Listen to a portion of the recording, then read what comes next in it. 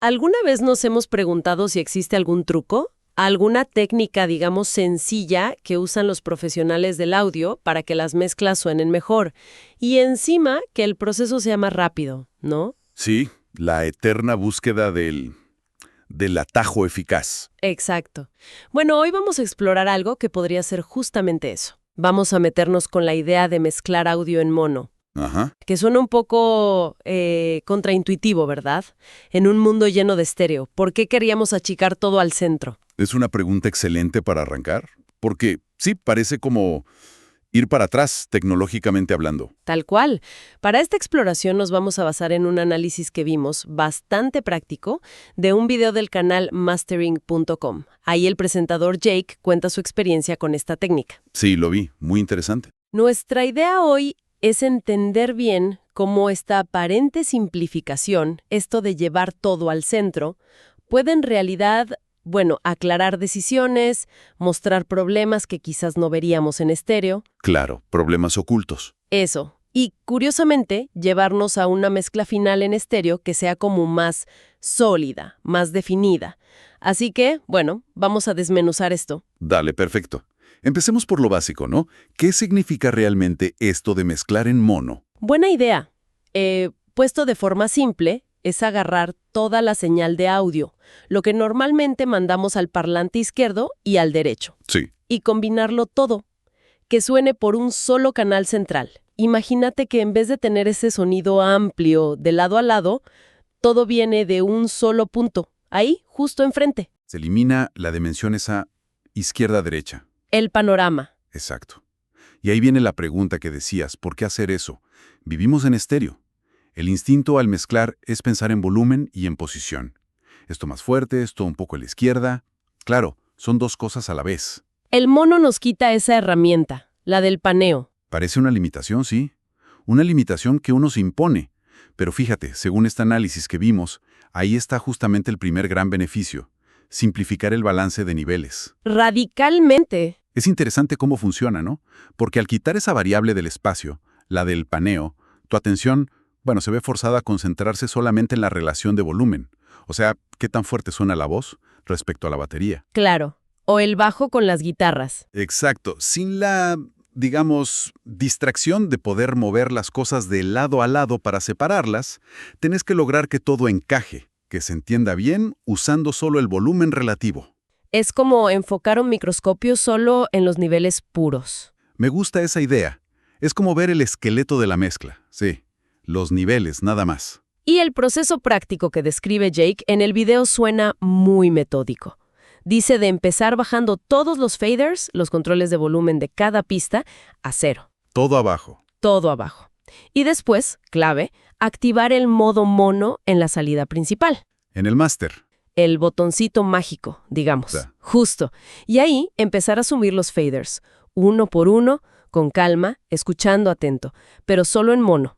Buscando ese balance inicial donde cada cosa tiene su lugar, se escucha bien respecto a las demás. Es como decías antes, ¿no? La estructura primero. Como armar las vigas del edificio antes de pensar en qué color pintar las paredes. Tal cual, la base. Totalmente. Y una vez que tenés ese balance que funciona, que se siente bien ahí, en mono, el siguiente paso es desactivar el mono. Volvés al estéreo. Ahí se abre el panorama de nuevo. Exacto. Y es ahí recién donde empezás a jugar con el paneo. Esto a la izquierda, esto a la derecha, esto se queda más al centro. Pero ya partís de una relación de volúmenes que sabes que funciona, que es coherente. Ahora, un punto práctico importante. ¿Cómo se activa ese modo mono? No sé si todos los equipos lo tienen tan fácil. Es verdad. El análisis menciona que algunas, interfaces de audio más pro, o esos controladores de monitores físicos, las cajitas para los parlantes. Sí, las conozco. Esas suelen tener un botón dedicado, mono zoom o algo así. Muy práctico.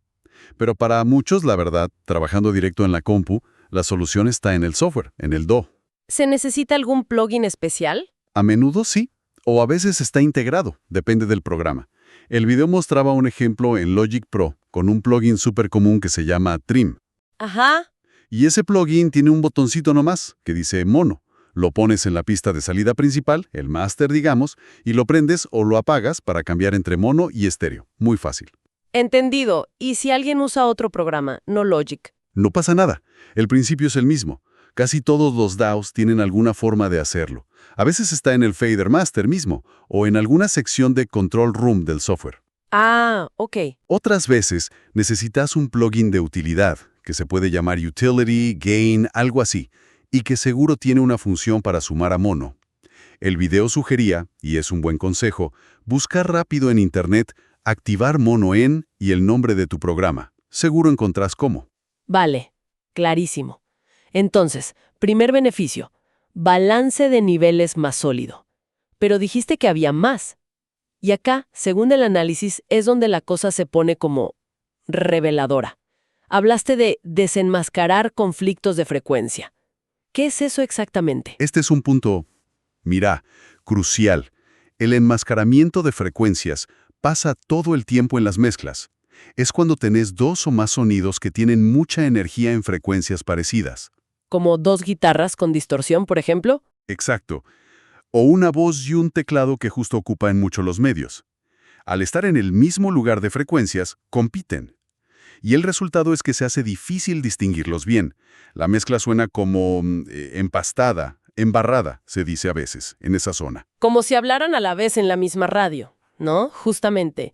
Y acá viene lo interesante del mono. Cuando colapsas todo al centro, esos conflictos, esas peleas por el espacio de frecuencias, se vuelven mucho más obvias, casi exageradas, más que en estéreo. Sí, porque si dos instrumentos chocan en los medios, por ejemplo, en mono el choque es de frente. ¡Pum! No hay dónde esconderse.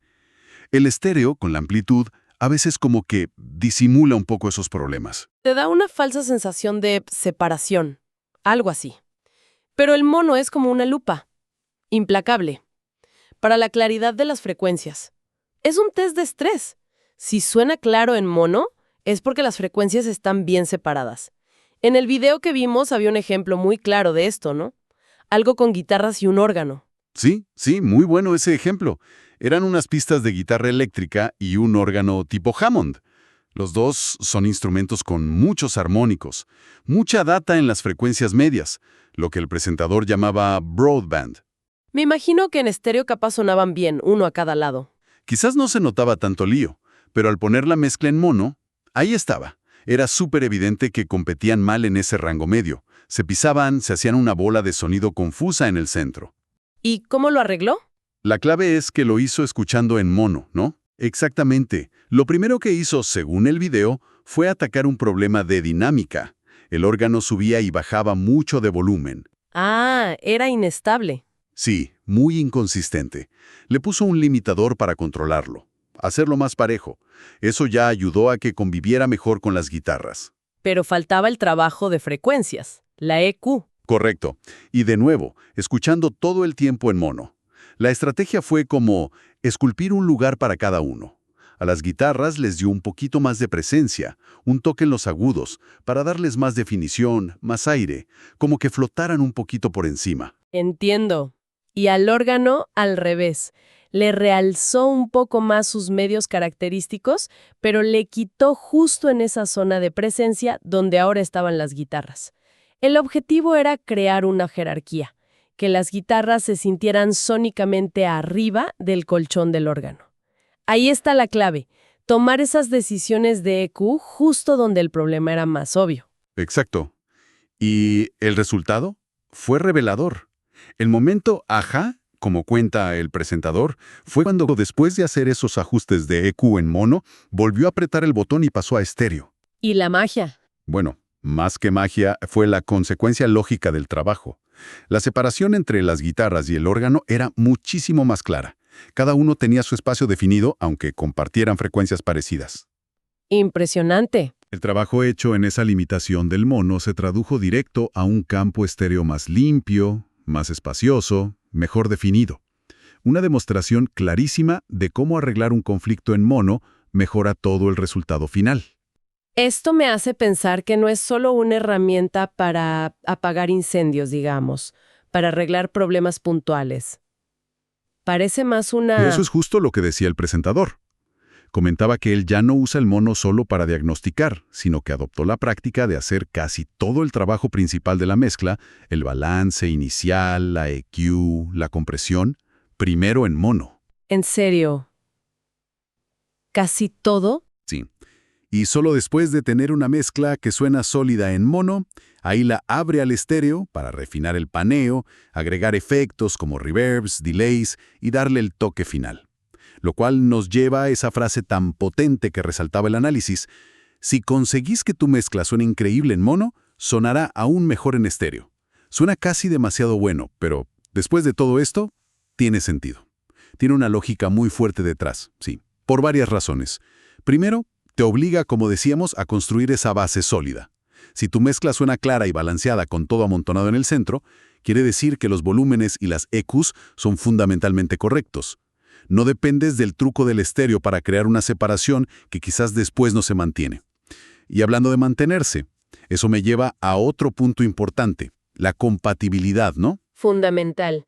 Hoy la música se escucha en tantos dispositivos distintos y muchos de ellos son mono o tienen una separación estéreo muy pobre. Claro, los parlantes del celular. Del celular, muchos parlantes Bluetooth portátiles, radios de auto viejas, los sistemas de sonido de las tiendas, los aeropuertos. Cierto. Si tu mezcla suena bien en mono, tenés mucha más garantía de que se va a traducir bien, de que va a sonar decente en todos esos lugares.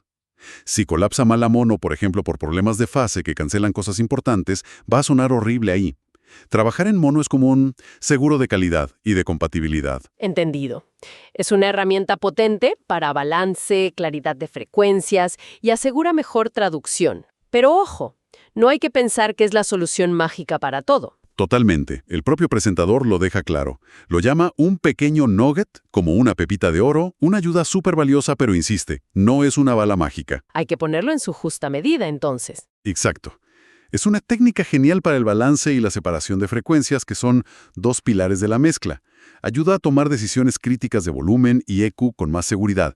Pero una mezcla profesional, bueno, todavía necesita dominar todo lo demás. Claro. El uso de la compresión para controlar dinámicas, para dar carácter, la EQ más detallada, la reverb, los delays para crear espacio, la automatización para que la mezcla respire y cambie.